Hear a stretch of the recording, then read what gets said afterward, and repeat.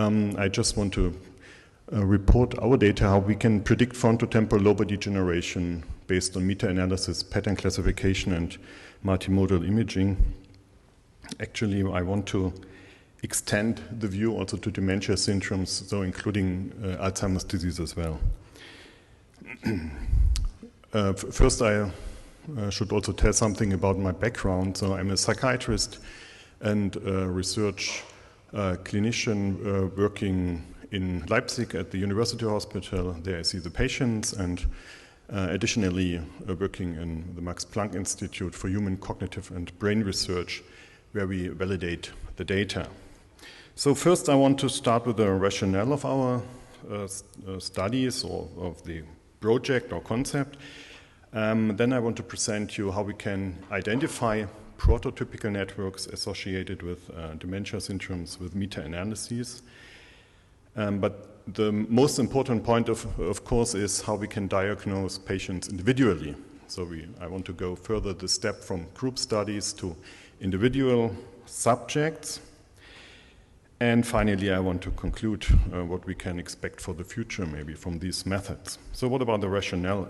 I guess some or maybe all of you know the DSM-5, which was published in 2013. And it was a very ambitious project to integrate biomarkers in all psychiatric diseases. This ambitious aim failed, actually, and it's my impression, but in dementia syndromes it was very successful. So in contrast to the other psychiatric disorders, and there in these dementia syndromes it is suggested to incorporate imaging markers for neurodegenerative diseases. What is the aim? Of course, to improve diagnostic and predictive accuracy and to enable early specific therapeutic interventions in the future. So these are the suggested imaging criteria for frontotemporal lobar degenerations. This is a wide group, of course, of diseases which affect frontal and temporal lobe areas. And these regions have been defined for the behavioral variant frontotemporal dementia. Here it was described that frontal or anteriotemporal regions, alterations in these regions are specific for the disease. You know behavioral variant, where you have changes in personality and personal conduct and behavior. On the other hand, we have primary progressive aphasias with three subtypes.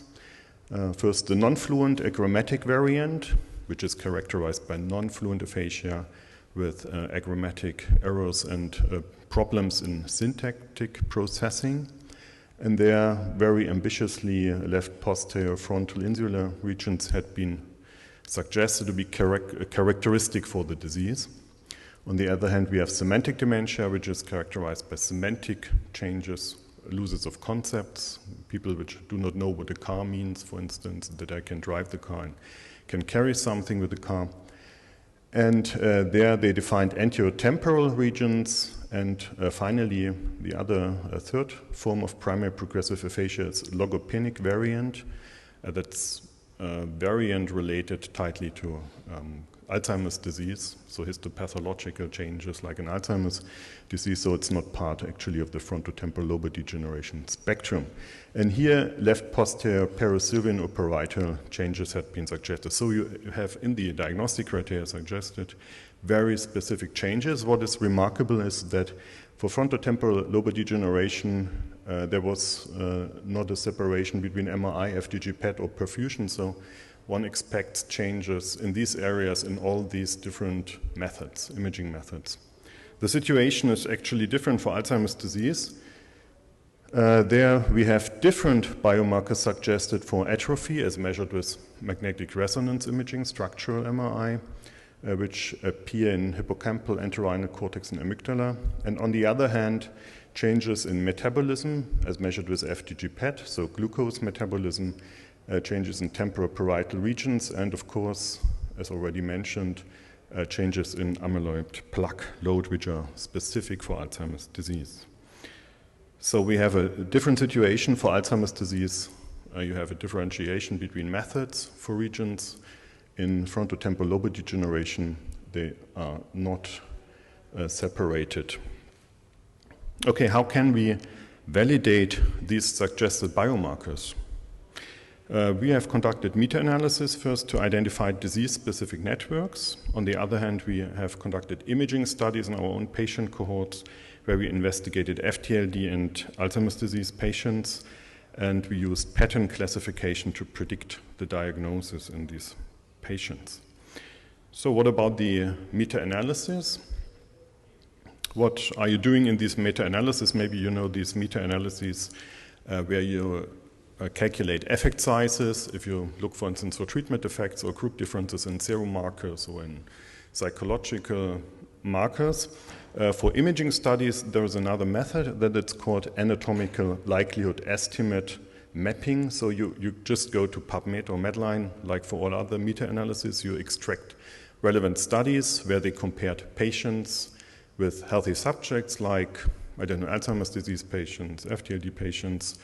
Then they analyzed in a group comparison where atrophy takes place, and then you receive maxima. So these are coordinates just in the brain. These are the the points where the maximum of atrophy appears, for instance. Then you take these coordinates of the maxima, and then you can, by calculating this anatomical likelihood estimate, you can create a map which gives you the probability for each voxel in the brain, so each point in the brain, that at least one of the maxima entering the meta-analysis is located here. This sounds very mathematical. The result is just a map. Just a map with colors which indicates which regions are significantly altered or disturbed due to dementia syndromes. So we have conducted this first for Alzheimer's disease. Because it's a meta-analysis, you have of course, a high statistical power. In this study are 800 subjects included, so 800 patients, and additionally, of course, 800 control subjects, because the study is based on group comparisons. And what you can see here is changes in FDG PET, so in glucose metabolism.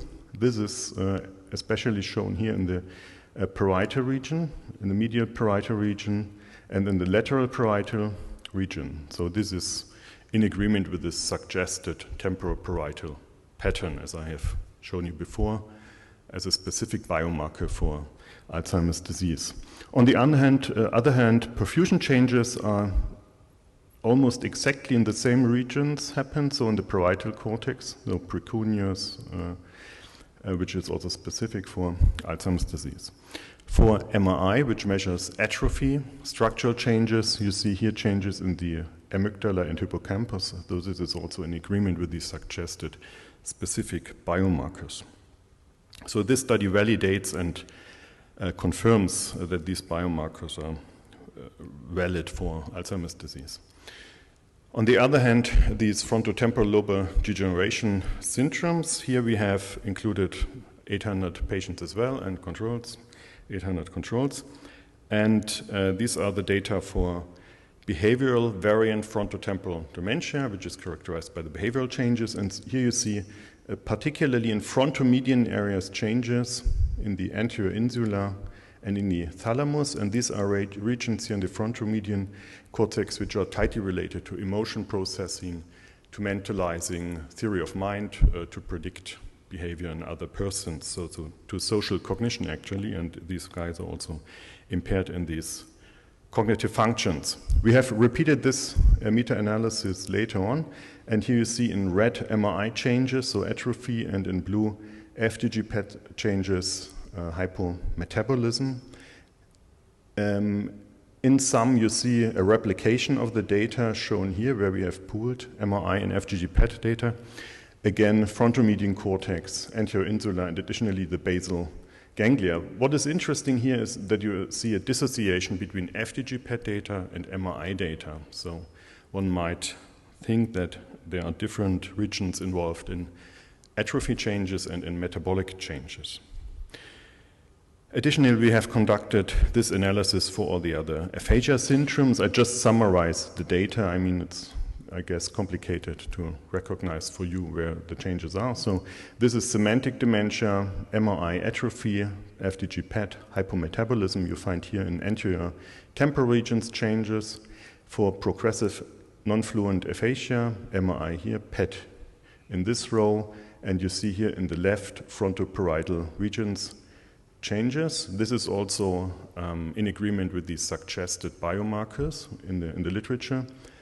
And for logopenic variant primary progressive aphasia, there are only MRI studies available, and indeed you see here in posterior parasylvian region, so in the parietal areas, changes, atrophy, and additionally in the precuneus.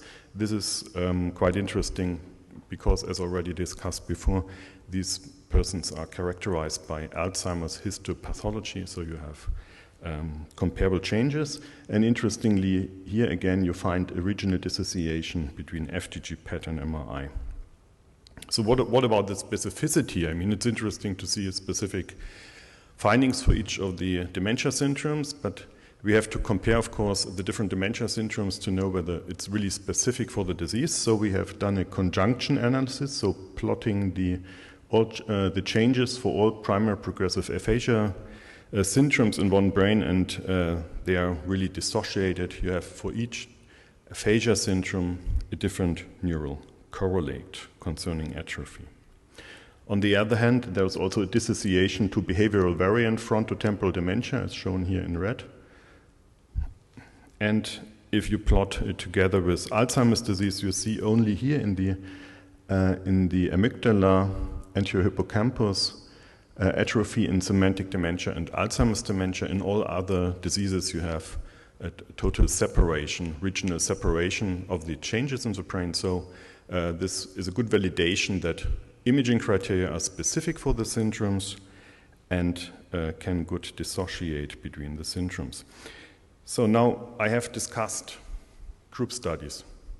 Group studies are interesting. We understand what happens in a disease, but in the real life, we are confronted with patients, so with subjective persons, single persons, like for instance this 51-year-old male real estate layer who has a slightly changed behavior. He spends most of the day at work shuffling papers, reading magazines, maybe like scientists, I don't know, or downloading pornography instead of working. He just embezzles money at work. When asked about his future, he is very optimistic, making lots of money, and he loses his interest in his wife and children, watches TV instead of speaking, as many men, of course, do, but he remarkably changed his behavior, obviously, and he develops a strong desire for potato chips and gains 15 pounds. And finally, his manners deteriorate. He eats with his hands, stuffs his mouth. Obviously, he has deep changes in personality and behavior, and what me and you may be interested in is how can imaging support the clinical diagnosis? I mean, what is mentioned here is a hint for behavioral variant frontotemporal dementia, so deep changes in personality. So I want to just leave these group comparisons where you just compare a group of patients with a group of healthy subjects, because you cannot understand single patients there. And I want to go to single patient prediction or diagnosis. Like for this guy, maybe you know him, this is a guy born in Leipzig and buried in Leipzig, Friedrich Nietzsche, a philosopher who was discussed to have suffered from frontotemporal dementia. So I just want to show you now how we can diagnose patients individually with pattern classification. To do this, we compare one patient with another cohort. So we have, firstly, we need a healthy cohort, then we need a patient cohort with, for instance, behavioral variant frontotemporal dementia, and then we have to produce a classifier. We have to train a classifier, and then we can take the patient's data, and then the classifier predicts us what is the pattern of his atrophy in brain. Is it typical for behavioral variant frontotemporal dementia, or is he a healthy subject? So we do multivariate pattern classification with support vector machine classification, where we detect and compare patterns across the whole brain. So it's not statistics in a single voxel in one single point in the brain, but in the whole brain. So that's a totally different approach. We have used or conducted these kinds of analysis across the whole brain. then in a region of interest-based classification, where we focused on the regions which I mentioned before, which we extracted in the meta-analysis as specific for each of the dementia syndromes. And we have done it separately for MRI, atrophy data, and FDG PET data, glucose metabolism, and combined information from both methods. So these are just the patients we investigated from our own cohort. So you see hypometabolism as shown red, and in blue atrophy changes in typical areas as expected for Alzheimer's disease and frontotemporal lobar degeneration. And these are the results of the classification.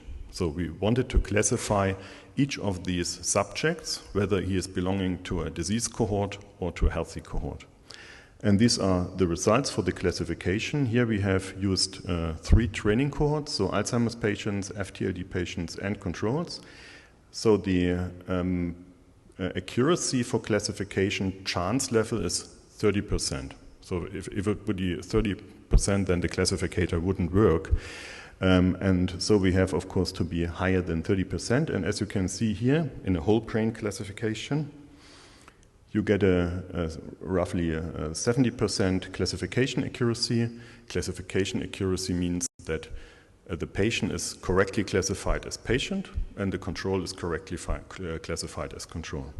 If you go to FDG PET, you have a higher, you have 80% correctly classified patients. And if you go to just focus on the regions of interest, which we had extracted in the meta-analysis, as I have shown you before, you reach higher values, and the highest is then 91.7% with MRI and FDG PET. So MRI has a good classification accuracy, FDG PET is better, and MRI and FDG PET gives us the highest classification accuracy. If we go to single patient comparison or comparisons between AD, FTLD, AD controls, FTLD versus controls, where the chance level is 50%, of course, because we have 2 groups, you can even reach 100% in the AD classification. This is in the combined classification with MRI and FDG PET. So this was a unicentric study from our own patient. We had to replicate these results in a multicentric study. So there was this big study in the US and I guess also in Canada from the Alzheimer's Disease Neuroimaging Initiative, and they have a lot of data available from Alzheimer's disease patients. We tried to replicate this finding using the ADNI data, these multicentric data, as a training cohort and classifying our patient. And as you can see here in our cohort, we could reach a very high accuracy in classification of 100%. So 100% of our patients were correctly classified based on the multicentric data. So there is hope that this works also in real life with multicentric data. What about frontotemporal lobar degenerations? Firstly, I just want to discuss one point, that it's many people criticize, okay, you take imaging data, then you classify the patients, and but what about the imaging data? You don't know what the histopathology of these patients is. So, of course, we cannot measure the histopathology with MRI or FDG PET. We just have regional changes. That's why it's very important that these kinds of classification or prediction of diseases is also conducted in histopathological validated patients, and this has been done by Klöppel et al. And they reached in Alzheimer's disease patient, FTLD patient, 90% classification accuracy in correctly classifying histopathologically validated patients. So it works also in histopathologically validated patients. What was also interesting in these studies was that the classificator performed equal or even better than radiologists or nuclear physicians, depending on experience. This makes me, as a medical doctor, very depressive because machine or pattern classification seems to be better than performance of human beings, but I will discuss this point later. The FTLD data we have also used from the multicentric FTLD consortium's study in Germany. There are several study centers involved, 12 centers I think now, and we have used these data. First, I want to show you results for behavioral variant frontotemporal dementia versus controls. Here you see just the group comparison between the patients and the controls. And this replicates the findings what I have discussed before, so changes in frontal regions mainly and in anterior temporal regions. There was one cohort including 19 patients versus 19 subjects. They were very correctly matched for centers, age and gender. And here there is a whole cohort, 53 versus 53. You see the same regions showing atrophy. What about the classification accuracy? If you want to classify these subjects, if you go to whole brain data, you reach 80% in the large cohort, which is quite high. And you can further increase it by concentrating on frontal or frontotemporal region. So not across the whole brain, but focus to the regions where you really expect changes, and you get 86% of classification accuracy, which is a quite nice finding in my mind. We have done this as well for primary progressive aphasia. So you see here the different groups. Again, the group comparison, patients versus healthy subjects, replication of the study, where we expect changes. What about prediction accuracy? Predicting the individual in each of the patients. The diagnosis, whole brain data reach 83 to 95%, so that's also very good. And here, by the way, chance level again 50% because we have two cohorts. And in a region of interest analysis based on the meta-analytical networks, you reach also roughly approximately 90% accuracy. So this is, the table summarizes just what I have shown you now. The main finding is you get a high classification accuracy starting from 70 to 95% across the whole brain, which is higher in FDG PET than MRI. And if you take a region of interest approach, focusing on the disease-related networks, you can further increase it. And finally, you can reach 100%. We have done the same analyses also for corticobasal syndrome and progressive supranuclear palsy, which are tauopathies, so characterized by tau changes, and also are discussed under the umbrella term frontotemporal lobar degenerations. Here you also reach 72, 79%, and in amyotrophic lateral sclerosis with behavioral variant FTD, 80% as well, so high classification accuracy. So what about the conclusions? In the ideal world, imaging markers can and shall be specified for imaging modalities, as discussed before, for MRI, FDG PET, in my mind. They can reliably predict and differentiate dementia subtypes, as shown in the meta-analyses. Individual diagnosis is obviously possible with pattern classification based on imaging. And of course, we have not only imaging biomarkers, we have several other biomarkers, as discussed before by Jens Wildfang. There are very reliable biomarkers from CSF and maybe from serum in the future. And this might be interesting to add these biomarkers also from genetics and neuropsychology to further increase the classification accuracy. This has been done also for primary progressive aphasia in another study by Gono Tempini's group, and they have shown that you can increase with the neuropsychological data classification accuracy. Open questions are which accuracy threshold can we accept? I mean, 90% might be okay in my mind, 70% is not okay, I think, if you have to tell someone he has Alzheimer's disease or not, because it has a lot of consequences, of course, for the subjects, and especially if you have treatment available. So then it's very important to have a high accuracy, high specificity there. What about the real world? I mean, that's different, the real world, actually. So we have a bunch of different dementia syndromes. So we have not only AD, Alzheimer, we have not only these aphasias, we have not only behavior variant, we have also small vessel disease, so changes based on vascular reasons, causes. We have posterior cortical atrophy, and you you yourself know a lot of other differential diagnoses in this world of dementia syndrome. So the classifier in the ideal world, how would it work? So if it's transferred to the real world. And as I have shown you, these classifiers are both extremely efficient, but on the other side, they are extremely stupid. I mean, like all computers, of course. They are extremely stupid because the present classifiers include at maximum 3 categories, so disease and control cohorts. But in real life, we have not only 2 diseases, obviously. So diseases not contained in the classifier do not exist, and this is the difference to the worst neuroradiologist. The worst neuroradiologist, after the study of medicine, has an idea that we have, let's say, overwhelming richness of other dementia syndromes, which he has to keep in mind to consider as a differential diagnosis. Moreover, biomarkers often contradict each other and clinical data and also the histopathology, and the diagnoses are ideal prototypes. As you know, maybe from your clinical settings, the patients, it's difficult to get the diagnosis of the patients because we often have mixed clinical pictures, and everyday diagnosis so are messy and even shift in the long run. So what about solutions?